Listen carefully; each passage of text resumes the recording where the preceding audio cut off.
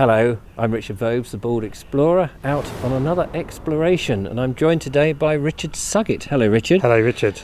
Richard Suggett has his own podcast, the Veg Grower Podcast, but it's not vegetables. You've brought me into East Sussex, on the border of East and West Sussex. Yes, Portslade.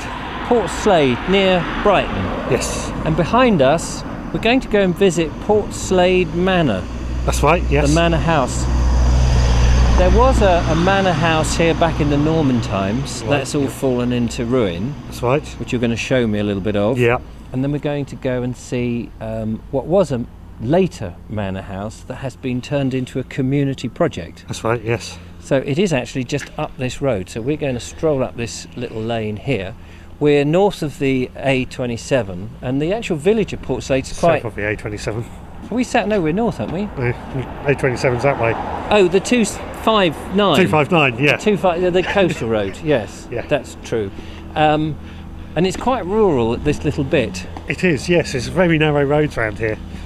We're going to approach the main entrance, which is just the other side of this old, slightly green flint wall. Presumably it's been here a long time. And then we'll come round into the main entrance. So we've got permission to come and film here. It is open to the public.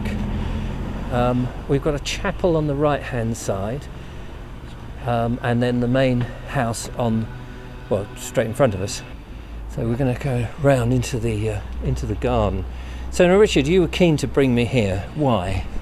I actually find what they use in this building for nowadays is incredible. Should we go down there so we see a bit of the frontage? So what do they use the building for? It's a homeless charity, so I believe they house homeless people in the old manor house.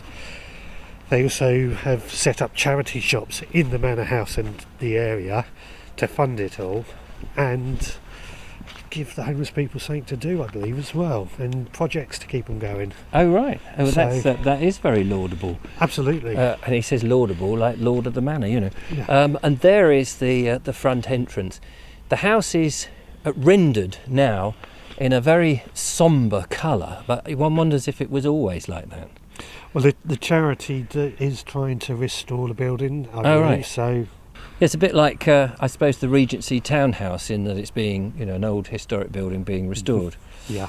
We're going to just walk along this little path, which is at the extremity of the property here, and then go and have a look at some of the features. That's right, yes. So as we stroll past, we've come, of course, at the wrong time of year, really. I imagine that in the spring and summer it's a lot better than coming in the autumn period. I've been here many times during the spring and summer, and the colours are a bit more vibrant. The garden's full of life. There's people out, because there's a cafe in here as well. People will be out sitting on the lawn or in the picnic tables having their lunch and cup of tea. It's got nice elements to this, with the little bit of woodland here, and then beyond there is a church. Is that part of the estate? That's St Nicholas Church. I don't think that one's actually part of the estate, but it probably was when the old manor house was here, when this was all originally built in the Norman period. We're just coming round to the end of this little woodland walk with a few laurels here, and I don't know what they are. Up about, it's got some yew trees as well, which is very nice. I just spied there's a little gravestone just down there. Oh, let's have a little look, shall we? Now, what you read it, Richard? Budge, a loving and faithful friend. I reckon that was their dog. That's what I would imagine. Yeah. It's the only grave here, and it's a little grave. It's not like a person's grave. So, 1912, whoever was the owner at that point. Yeah. Budge. He's not going to budge now, is he? No. Well, we're going to leave Budge there. Some giant flowers just in front of us there, which look very nice. But if we come to our left, we get the remains of the original manor house, which we can't get into today, but we have been told that if we come back we can have a special tour. That's right, yes. Not only of here, but of the bigger house. Let's just poke the camera through this to see what we see. There we go. How amazing is this to still be stood here? It does date back to 1312 at least, we researched. Yeah, no, that's fascinating. It'd be lovely to go in and actually see it in more detail. And again, the research, it said it was still in use up until about 1807. Oh wow! When, so it's collapsed only fairly recently then? Well, some of it was used on you're talking about that building? That building there, yeah. Some of it was demolished to build the Grotto, which is just over there. Should we go and have a look at Let's the Grotto? Go and look at the Grotto. So the Grotto is obviously not looking its best in this cold winter light, unfortunately, but let's just have a little look here.